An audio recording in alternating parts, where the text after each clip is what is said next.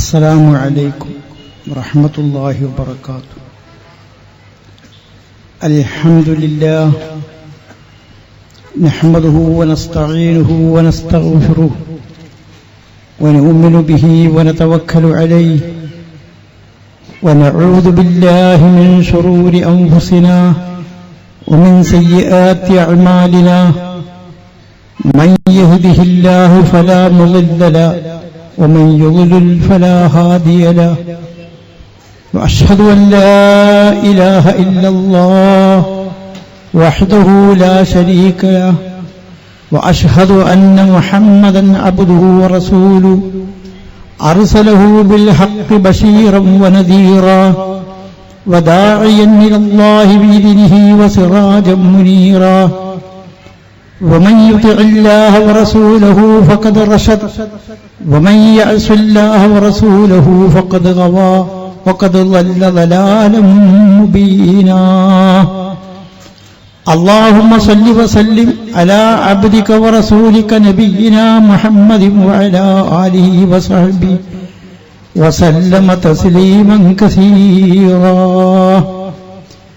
أما بعد فإن خير الحديث كتاب الله وخير الهدي هدي محمد صلى الله عليه وسلم وشر الأمور محدثاتها وكل محدثة بدعة وكل بدعة ضلالة. أعوذ بالله من الشيطان الرجيم. يا أيها الذين آمنوا اتقوا الله حق تقاته ولا تموتن إلا وأنتم مسلمون. بسم الله الرحمن الرحيم. يا أيها الناس اتقوا ربكم الذي خلقكم من نفس واحدة وخلق منها زوجها وبث منهما رجالا كثيرا ونساء واتقوا الله الذي تساءلون به والأرحام إن الله كان عليكم رقيبا. يا أيها الذين آمنوا اتقوا الله حق تقاته يا أيها الذين آمنوا اتقوا الله حق تقاته ولا تموتن إلا وأنتم مسلمون. ഈ സ്റ്റേജിൽ ഉപവിഷ്ടനായിട്ടുള്ള കേരള ജമിയത്തുൽ ഉലമയുടെ സംസ്ഥാന president T K Muhiddeen Umari Maulavi Sahib, ഈ എക്സിബിഷന്റെ പവലിയൻ ഉദ്ഘാടനം ചെയ്ത ബഹുമാന്യനായ അബ്ദുസ്സമദ് സമദാനി സാഹിബ്, സ്റ്റേജിലുള്ള മറ്റ് മഹൽ വ്യക്തിത്വങ്ങളെ, പ്രിയമുള്ള സഹോദരന്മാരെ, സഹോദരിമാരെ, ഈ സായാഹ്ന വേളയിൽ നമ്മളിവിടെ തുടക്കം കുറിക്കാൻ പോകുന്നത് അല്ലാഹുവിന്റെ കലാമായ വിശുദ്ധ ഖുർആൻ, അതിന്റെ മാസ്മരികതയും മഹാത്ഭുതങ്ങളും വിളിച്ചോതുന്ന ഒരു ചർച്ചയാണ്, ഒരു പ്രദർശനമാണ് നമ്മൾ നടത്താൻ പോകുന്നത്. ഒരാഴ്ച നീണ്ടു നിൽക്കുന്ന ഈ സമ്മേളനത്തിൽ, അതുപോലെ ഈ എക്സിബിഷനിലും അത് അതിൻ്റെതായ ധർമ്മം നിർവഹിച്ച് ഖുർആൻ അതെന്താണോ ഉദ്ദേശിക്കുന്നത് അത് ജനമനസ്സുകളിലേക്ക് എത്തിക്കാനുള്ള പ്രവർത്തനം, ആത്മാർത്ഥമായ ആ പ്രവർത്തനം അല്ലാഹു സുബ്ഹാനഹു വ തആല വിജയിപ്പിക്കട്ടെ എന്നും അത് മുഖേന ആളുകൾക്ക് മാർഗദർശനം ലഭിക്കട്ടെ എന്നും തുടക്കത്തിൽ ഞാൻ പ്രാർത്ഥിക്കുകയാണ്. അല്ലാഹു സുബ്ഹാനഹു വ തആല കാലാകാലങ്ങളിൽ മാനവ സമൂഹത്തെ ഉദ്ധരിക്കുന്നതിനായി, മാർഗദർശനം നൽകുന്നതിനായി മഹാന്മാരായ പ്രവാചകന്മാരെ അല്ലാഹു തആല നിയോഗിച്ച് കഴിഞ്ഞു പോയിട്ടുണ്ട്. ആ പ്രവാചകന്മാർക്കെല്ലാം അല്ലാഹു തആല വേദഗ്രന്ഥങ്ങൾ നൽകിയിരുന്നു. നമുക്കെല്ലാം സുപരിചിതവും നാം കേട്ടുപരിചയവുമുള്ള തൗറാത്ത്, ഇഞ്ചീൽ, സബൂർ തുടങ്ങിയ വേദഗ്രന്ഥങ്ങളെല്ലാം ഓരോ കാലഘട്ടങ്ങളിലായി മൂസാ നബി അലൈഹിസ്സലാത്തു വസ്സലാമിനും ഈസാ നബി അലൈഹിസ്സലാത്തു വസ്സലാമിനും സുബൈർ നബി അലൈഹിസ്സലാത്തു വസ്സലാമിനും അല്ലാഹു തആല നൽകിയിട്ടുള്ള വേദഗ്രന്ഥങ്ങളാണ്. ആ പ്രവാചകന്മാരുടെ തുടർച്ചയായി അല്ലാഹു തആല നിയോഗിച്ചയക്കുന്ന ഈ പ്രവാചക ശൃംഖലയുടെ അവസാനം കുറിച്ചുകൊണ്ടുള്ള അന്ത്യപ്രവാചകൻ മുഹമ്മദ് മുസ്തഫ സല്ലല്ലാഹു അലൈഹി വസല്ലം അറബി രാജ്യത്ത് നിയോഗിതനായി. ആ പ്രവാചകന് വാനലോകത്തു നിന്ന് അല്ലാഹു തആല ഒരു വേദഗ്രന്ഥം ഇറക്കിക്കൊടുത്തു. ആ വേദഗ്രന്ഥമാണ് വിശുദ്ധ ഖുർആൻ. അല്ലാഹു തആല ആ വേദഗ്രന്ഥത്തെ അവതരിപ്പിച്ചതിനെ സംബന്ധിച്ച് പറയുന്നു, തബാറക്കല്ലദീ നസ്സലൽ ഫുർഖാന അലാ അബ്ദിഹി ലിയകൂന ലിൽ ആലമീന നദീറാ. തബാറക്കല്ലദീ നസ്സലൽ ഫുർഖാൻ, ഫുർഖാൻ എന്ന് പറയുന്ന വേദഗ്രന്ഥം അഥവാ ഖുർആൻ, അത് തന്റെ അലാ അബ്ദിഹി, തന്റെ അടിമക്ക് മുഹമ്മദ് നബി സല്ലല്ലാഹു അലൈഹി വസല്ലമിന് അവതരിപ്പിച്ചു കൊടുത്ത അല്ലാഹു തആല അനുഗ്രഹീതനാണ്. എന്തിനാണ് ആ വേദഗ്രന്ഥം കൊടുത്തത്? ലിയകൂന ലിൽ ആലമീന നദീറാ, ലോകർക്ക് അദ്ദേഹം മുന്നറിയിപ്പ് കൊടുക്കുന്നതിനായി. മനുഷ്യ സമൂഹം അവരുടെ മാനവികത നഷ്ടപ്പെടുത്തിക്കൊണ്ടുള്ള അധാർമികമായ ഒരു ജീവിതം നയിക്കുന്ന കാലഘട്ടത്തിലാണ് മഹാനായ റസൂലുള്ളാഹി സ്വല്ലല്ലാഹു അലൈഹി വസല്ലം പ്രവാചകനായി നിയോഗിതനാകുന്നത്. ആദ്യമായി മനുഷ്യരെ ഉദ്ധരിക്കാൻ പ്രവാചകനോട് അല്ലാഹു തആല പറഞ്ഞത് ബിസ്മില്ലാഹിർ റഹ്മാനിർ റഹീം, ഇഖ്റഅ ബിസ്മി റബ്ബിക്കല്ലദീ ഖലഖ്, ഖലഖൽ ഇൻസാന മിൻ അലഖ്, ഇഖ്റഅ വറബ്ബുക്കൽ അക്രം അല്ലദീ അല്ലമ ബിൽ ഖലമി അല്ലമൽ ഇൻസാന മാ ലം യഅലം. സിക്താണ്ഡത്തിൽ നിന്ന് മനുഷ്യനെ സൃഷ്ടിച്ച റബ്ബിന്റെ നാമത്തിൽ നീ പാരായണം ചെയ്യുക. മനുഷ്യനറിയാത്തത് പേന കൊണ്ട് മനുഷ്യനെ എഴുതി പഠിപ്പിച്ചവനാണ് അല്ലാഹു തആല. മനുഷ്യ സമൂഹത്തിന്റെ വളർച്ചയ്ക്കും അവരുടെ ധാർമ്മികമായ പുരോഗതിക്കും അനിവാര്യമായ ഒരു കാര്യമാണ് അല്ലാഹു തആല പറയുന്നത്. അല്ലാഹുവിന്റെ നാമത്തിലുള്ള പഠനം, അല്ലാഹുവിന്റെ നാമത്തിലുള്ള വായന, അത് മുഖേനയെ മനുഷ്യ മനസ്സുകൾക്ക് മാറ്റം വരികയുള്ളൂ. നമുക്കറിയാം, റസൂൽ സല്ലല്ലാഹു അലൈഹി വസല്ലമയുടെ നിയോഗമന കാലഘട്ടത്തിലെ അറബി സമുദായം അവർക്ക് അക്ഷരാഭ്യാസമുണ്ടായിരുന്നില്ല, അവർക്ക് സംസ്കാരമുണ്ടായിരുന്നില്ല. അവർ വ്യഭിചാരികളും മദ്യപാനികളും കവർച്ചക്കാരും അങ്ങനെ മനുഷ്യ സമൂഹത്തിൽ മറ്റൊരു കാലഘട്ടത്തിലും കണ്ടിട്ടില്ലാത്ത രൂപത്തിലുള്ള എല്ലാ അധാർമികതയിലും ജീവിക്കുന്ന ഒരു സമൂഹമായിരുന്നു അവർ.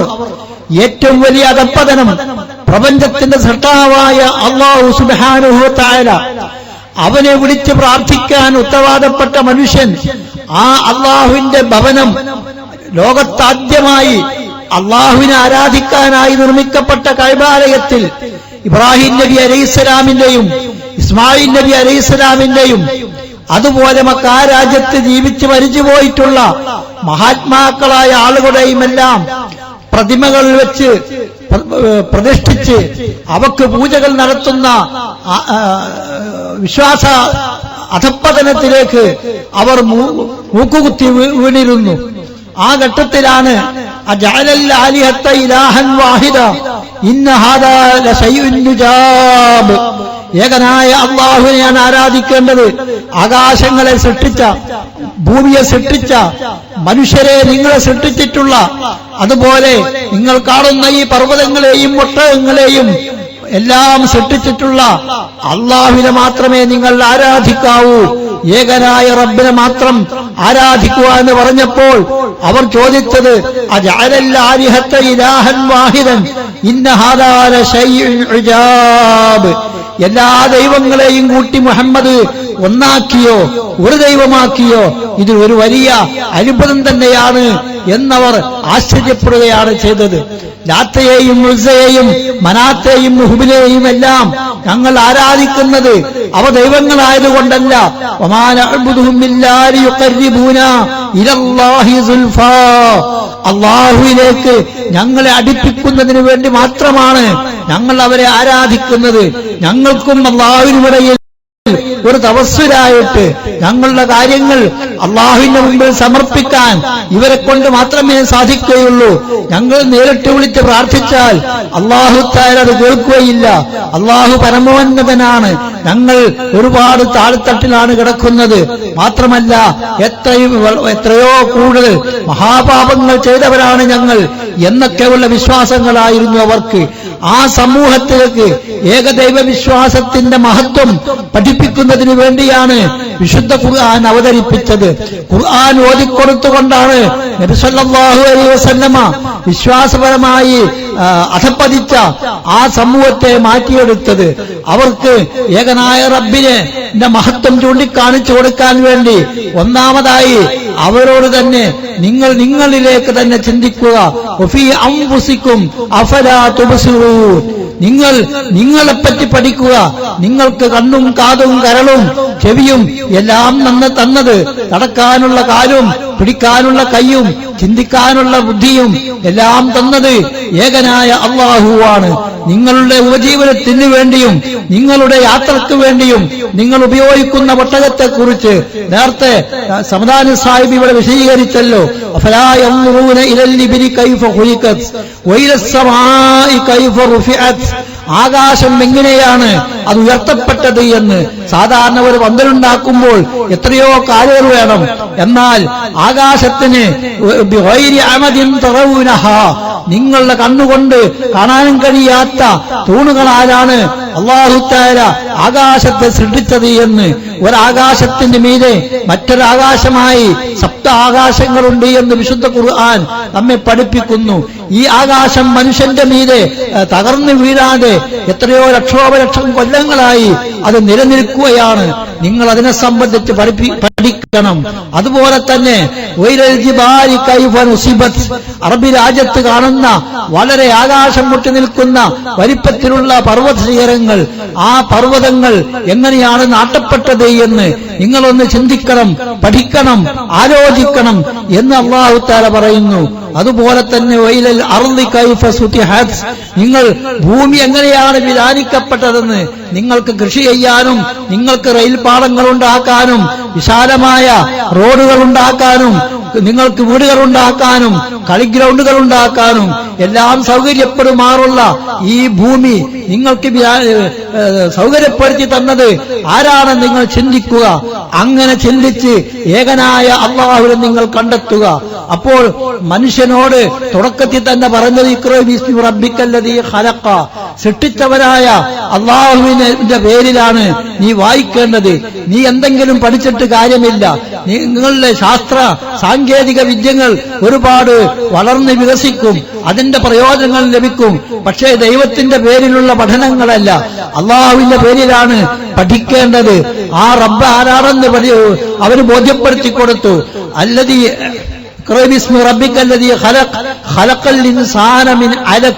സിക്താണ്ഡത്തിൽ നിന്നാണ്, മാതാവിന്റെ ഗർഭാശയത്തിന്റെ ഭിത്തിയിൽ അള്ളിപ്പിടിച്ചു നിൽക്കുന്ന ആ സിക്താണ്ഡത്തിൽ നിന്നാണ് അല്ലാഹു തആല മനുഷ്യനെ പടച്ചത്. അവന്റെ സൃഷ്ടിപ്പിന്റെ ആദ്യകാലം തന്നെ മനുഷ്യനെ പഠിപ്പിക്കുകയാണ്. അവൻ മണ്ണിൽ നിന്ന് രൂപാന്തരപ്പെട്ടു, പിന്നീട് അത് നുത്ഫത്തായി മാതാവിന്റെ ഗർഭാശയത്തിൽ അള്ളി നിന്നു. ثم خلقنا النطفة علقة فخلقنا العلقة مضغة فخلقنا المضغة عظاما فكسونا العظام لحما ثم أنشأناه خلقا آخر فتبارك الله أحسن الخالقين. ഏറ്റവും സുന്ദരമായ നിലക്ക് മനുഷ്യനെ പടച്ച റബ്ബ് അവൻ എങ്ങനെയാണ് മനുഷ്യന്റെ പരിണാമങ്ങൾ? ആദ്യം മനുഷ്യൻ മണ്ണായിരുന്നു.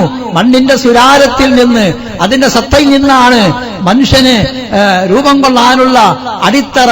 പിതാവിന്റെ ബീജവും മാതാവിന്റെ അണ്ഡവും ഉണ്ടാകുന്നത് അതിൽ നിന്നാണ്. അത് രണ്ടും കൂടി സമ്മിശ്രമായി കൂടിച്ചേരുമ്പോൾ അത് നുതുഫത്തായി മാതാവിന്റെ ഗർഭാശയത്തിൽ ഒട്ടിപ്പിടിച്ചു നിൽക്കുന്നു. ആ നുതുഫത്തിനെ പിന്നീട് അലക്കത്താക്കി മാറ്റി, അലക്കത്തിനെ മുളുകത്തെന്ന് പറയുന്ന അവസ്ഥയിലേക്ക് മാറ്റി, മുളുകത്തിനെ അവൻ എല്ലാക്കി മാറ്റി, എല്ലിനെ ഇറച്ചുകൊണ്ട് പൊതിഞ്ഞു, അതിൽ നിന്ന് റൂഹ് ഊതിയിട്ട് മനുഷ്യന്റെ രൂപം കൊടുത്ത് എല്ലാം സുന്ദരനായ ഒരു മനുഷ്യനായി ഈ ലോകത്തേക്ക് പിറന്നു വീണ മനുഷ്യൻ ആരാണ് സൃഷ്ടിച്ചത്? തബാറകല്ലാഹു അഹ്സനുൽ ഖാലിഖീൻ. ഏറ്റവും നല്ല സൃഷ്ടാവായ അള്ളാഹുവാണ് അനുഗ്രഹീതൻ. അള്ളാഹുവിന്റെ അനുഗ്രഹമാണ് മനുഷ്യന്റെ സൃഷ്ടിപ്പ്. ആ റബ്ബിന്റെ നാമധേയത്തിൽ വായിക്കുക എന്ന് വിശുദ്ധ ഖുർആൻ അള്ളാഹുവിന്റെ ഏകത്വം ജനങ്ങളെ പഠിപ്പിക്കുന്നതിനു വേണ്ടി പ്രപഞ്ചത്തിൽ കാണുന്ന ഒരുപാട് കാര്യങ്ങളെക്കുറിച്ച് ചിന്തിക്കാനും പഠിക്കാനും മനുഷ്യനോട് പറഞ്ഞു. ഇന്ന ഫീ ഖൽഖിസ് സമാവാതി വൽ അർദ് വഖ്തിലാഫിൽ ലൈലി വന്നഹാർ ലആയാതിൻ ലിഉലിൽ അൽബാബ് الذين يذكرون الله قياما وقعودا وعلى جنوبهم ويتفكرون في خلق السماوات والأرض ربنا ما خلقت هذا باطلا سبحانك فقنا عذاب النار إن في خلق السماوات والأرض ആകാശഭൂമികളുടെ സൃഷ്ടിപ്പിലുണ്ട്. വഖ്തിലാഫിൽ ലൈലി വന്നഹാർ, രാവും പകലും മാറി മാറി വരുന്നു. ഈ ആകാശം എങ്ങനെയാണ് നിൽക്കുന്നത്? ഈ ഭൂമി എങ്ങനെയാണ് സംവിധാനിച്ചത്?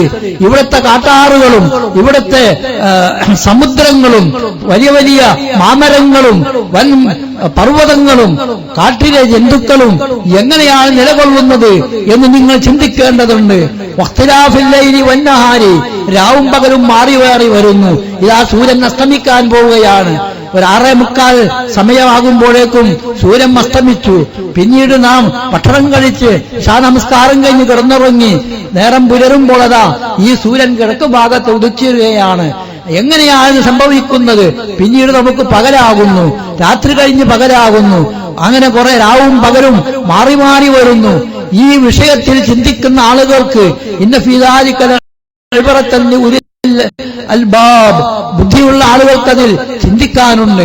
മനുഷ്യരെല്ലാവരും ചിന്തിക്കുകയാണെങ്കിൽ ഈ രാവും പകലും എങ്ങനെ മാറി വരുന്നു എന്നതിനെ സംബന്ധിച്ച് ആലോചിച്ചാൽ അതിൽ ഒരുപാട് ചിന്തിക്കാനും അതിന്റെ പ്രക്രിയയെക്കുറിച്ച്, അത് നടത്തിക്കുന്ന സഞ്ചരിപ്പിക്കുന്ന റബ്ബിനെക്കുറിച്ചും അവന്റെ ഖുദറത്തിനെക്കുറിച്ചും അവന്റെ റുബൂബിയത്തിനെക്കുറിച്ചും മനസ്സിലാക്കി അവന്റെ വഹ്ദാനിയത്ത് അംഗീകരിക്കാൻ മനുഷ്യനെ കൊണ്ട് സാധിക്കും.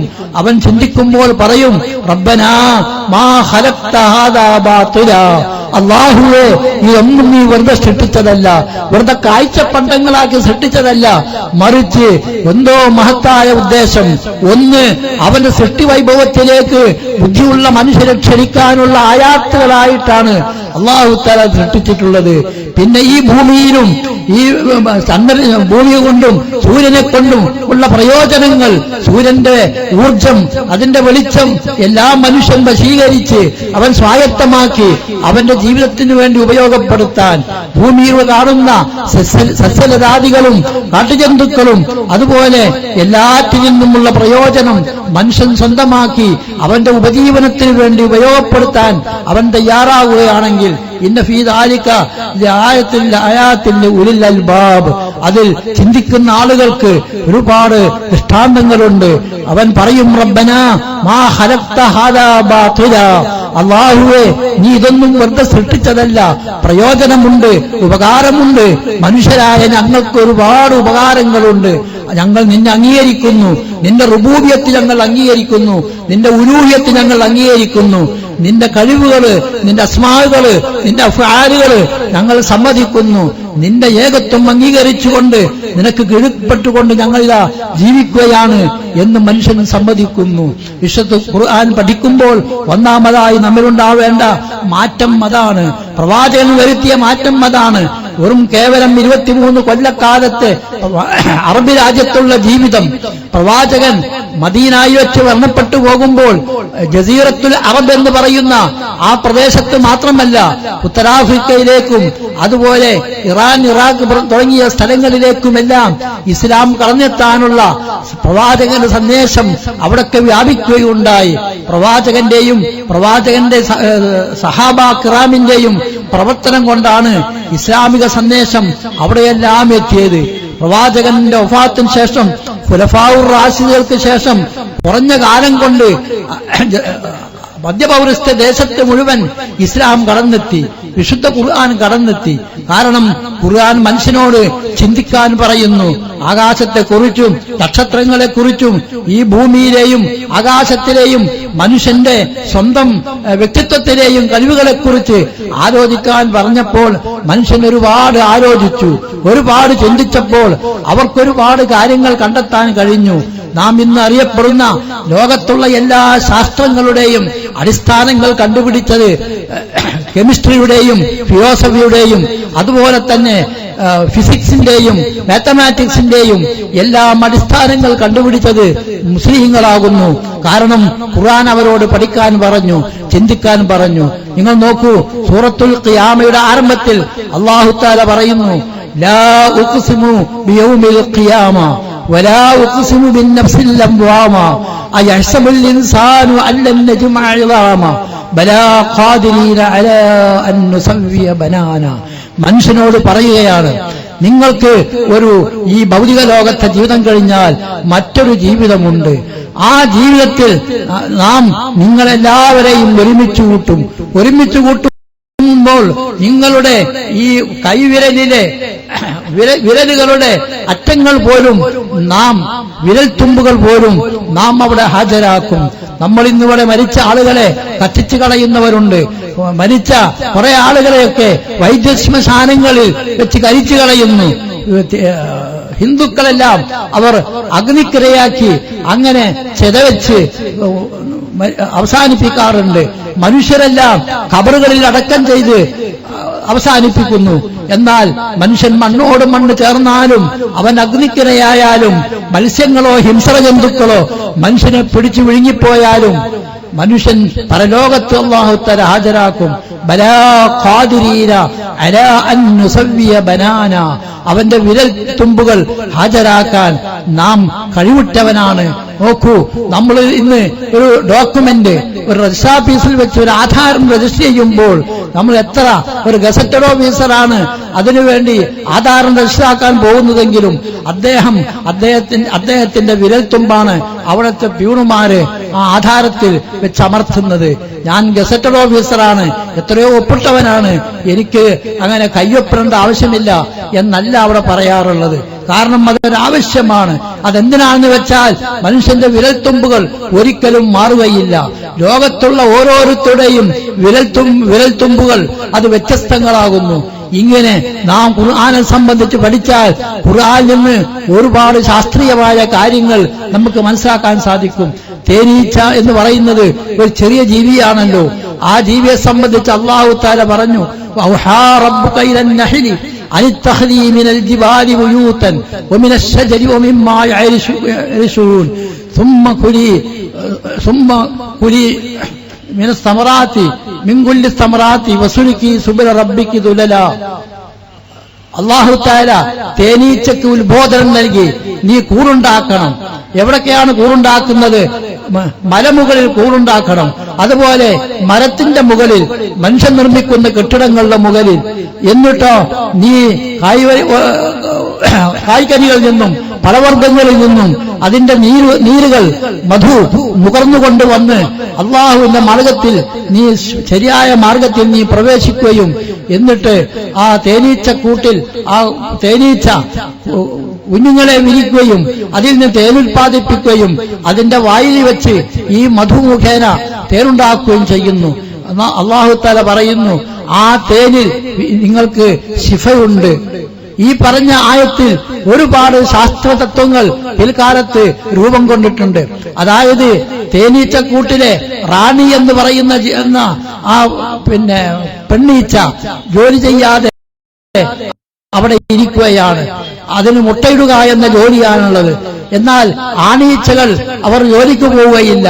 ഈ റാണിയെ ചുറ്റിപ്പറ്റിക്കൊണ്ട് കൂടിനകത്ത് കഴിഞ്ഞുകൂടുകയാണ് ചെയ്യുക. എന്നാൽ ജോലി ചെയ്യുന്നതും കൂറുണ്ടാക്കുന്നതും തേൻ നുകർന്നു കൊണ്ടുവരുന്നതുമെല്ലാം പെണ്ണീച്ചയാണ്. ആ പെണ്ണീച്ചയോട് അല്ലാഹു തആല പറയുന്ന സ്ത്രീലിംഗ രൂപമാണ് തുമ്മ കുലീ മിനസ്സമറാത്തി വസുലുക്കി സുബുല റബ്ബിക്ക് എന്നെല്ലാം പറഞ്ഞുകൊണ്ടുള്ള കൽപ്പനകള്. സുഹൃത്തുക്കളെ, ഞാൻ അവസാനിപ്പിക്കുകയാണ്. ഇങ്ങനെ നാം ഖുർആൻ പരിശോധിക്കുമ്പോൾ ഖുർആൻ വരുത്തിയ മാറ്റങ്ങൾ, ഒന്ന് അറബി രാജ്യത്തുണ്ടായിരുന്ന സാഹിത്യം വിശാരദന്മാരെയെല്ലാം ഇരുത്തിക്കളഞ്ഞുകൊണ്ട് ഖുർആനിന്റെ ഏറ്റവും ഉത്തമമായ ആ സാഹിത്യത്തിലൂടെ ആളുകളെ വശീകരിച്ചു. പിൽക്കാലഘട്ടത്തിൽ മനുഷ്യൻ ചിന്തിക്കാൻ തുടങ്ങിയപ്പോൾ വിശുദ്ധ ഖുർആനിലെ ഇത്തരത്തിലുള്ള ശാസ്ത്രീയ കാര്യങ്ങളിലൂടെ മനുഷ്യനെ ഖുർആനിലേക്ക് വശീകരിച്ചു. ശാസ്ത്രം പഠിക്കുകയും ഖുർആന്റെ ഉത്ബോധനം മനസ്സിലാക്കുകയും ചെയ്തിട്ടുള്ള ആളുകൾ ഖുർആനിന്റെ അനുയായികളായി മാറിയ ചരിത്രമാണ് നമുക്ക് അറിയാവുന്നത്.